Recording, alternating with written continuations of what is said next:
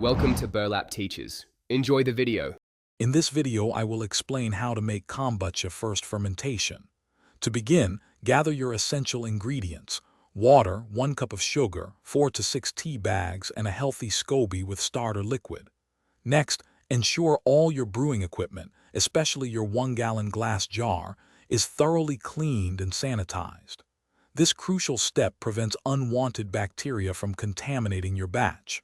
Finally, brew a strong tea concentrate using the tea bags and dissolve the sugar completely while it is hot. Once your sweet tea has cooled, combine it with enough cool, filtered water to fill your 1-gallon brewing jar. It is vital that the mixture's temperature is between 68 and 85 degrees Fahrenheit before proceeding. Adding the SCOBY to liquid that is too hot will kill it. Now, gently place your SCOBY into the jar, along with 1 cup of the reserved starter liquid. Finally, cover the jar with a breathable cloth and secure it with a rubber band.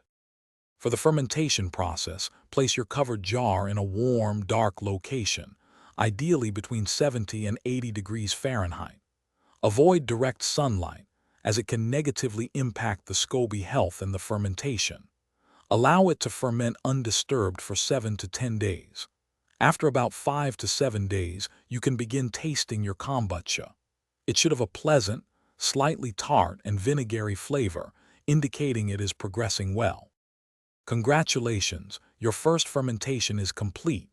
Before bottling, carefully reserve 2 cups of the finished kombucha, along with your SCOBY, in a separate container. This starter liquid and SCOBY are essential for brewing your next batch. Now, you can bottle the remaining kombucha. You can enjoy it as is, or proceed to a second fermentation by adding fruits or flavorings. Remember to always keep your SCOBY healthy for continuous brewing. Thanks for watching. Consider subscribing if this video helped you.